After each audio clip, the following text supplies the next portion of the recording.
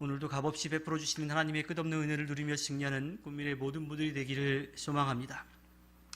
선하게 살고 자비를 베풀면 자기에게 손해라고 생각하면 그 선이, 그 자비를 계속해서 베풀 수가 없지요.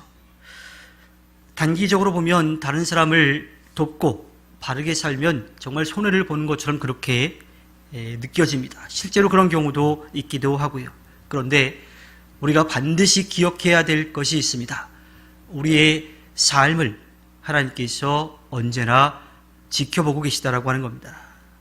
따라서 우리가 의롭게 행동하느라고 세상적으로 손해를 본다 하더라도 그것은 결코 손해가 아닌 거지요. 하나님께서 그 마음, 그 정성, 그 모든 수고를 다 아시기 때문입니다. 하나님께서 마지막 때에 악하게 얻은 소득은 허무하게 다 빼앗아가지만 의롭게 살려고 하나님께 받은 것을 나누며 살았던 그 사람들은 그것에 대한 상을 베풀어 주실 것이기 때문입니다. 우리는 악인이 형통하는 것을 보면 낙심하기가 쉽지요. 이럴 바에야 왜 그렇게 살아갈까? 나도 차라리 나눔보다는 내 것을 더 얻으며 남들보다 더 떵떵거리며 사는 게 낫겠다 하고 생각을 할 수도 있습니다. 그러나 우리는 그 일 또한 하나님께서 다 아신다는 것을 기억해야 합니다. 악인을 그대로 내버려 두지 않으시고 심판하실 때가 분명히 올 것이기 때문이죠. 당장은 일이 잘 되는 것 같아 보여도 그 마지막은 심판뿐입니다. 결국 자신의 악에 스스로 걸려 넘어져서 심판을 받을 수밖에 없게 되는 거지요. 하나님의 심판은 반드시 이루어질 것입니다. 당장 하나님의 심판이 이루어지지 않는다고 해서 절망할 필요도 없습니다. 낙심할 필요도 없고 또 부러워할 필요도 없습니다.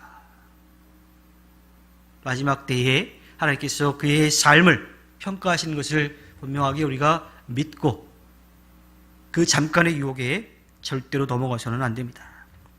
또 많은 사람들이 한다고 해서 그것이 정답은 아닙니다. 또 내 생각과 내 기준, 내 경험을 가지고 생각했을 때에 이게 맞겠다. 이번에는 이게 맞겠다 하며 판단하는 것도 올바른 판단이 아닙니다. 오직 하나님의 말씀에 우리의 삶을 비추어서 우리의 삶이 하나님의 뜻에 맞춰 살고 있는지를 지켜보아야 합니다. 우리의 삶의 기준을 하나님의 말씀에 두어야 한다고 하는 이야기이죠. 심판의 기준은 언제나 하나님께 있습니다. 이것은 절대로 변할 수가 없어요. 상황에 따라 바뀌지도 않습니다. 우리를 사랑하셔서 우리를 지키고 돌보시려고 하시는 그 하나님의 마음, 그 사랑의 기준은 절대로 변하지 않는 거지요. 그래서 하나님은 의인에게는 상을 주어줄 것이고 악인에게는 벌을 내리실 것입니다. 이것은 절대로 변하지 않는 거예요.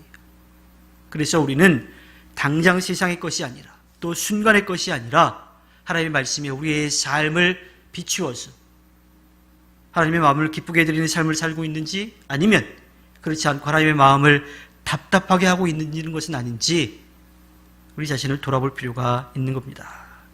하나님의 뜻을 벗어나서 살아가게 되면 그 대가를 혹독하게 치를 수밖에 없습니다.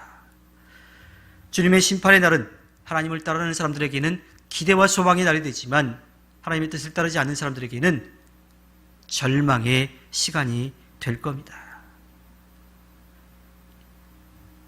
우리의 삶의 기준을 하나님의 말씀에 두고 하나님의 뜻에 따라서 하나님의 앞에 바로 서서 하나님의 마음을 기쁘게 하는 우리의 삶이 되기를 바랍니다.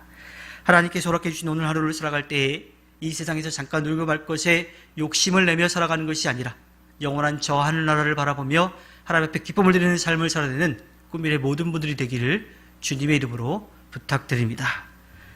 기도하겠습니다.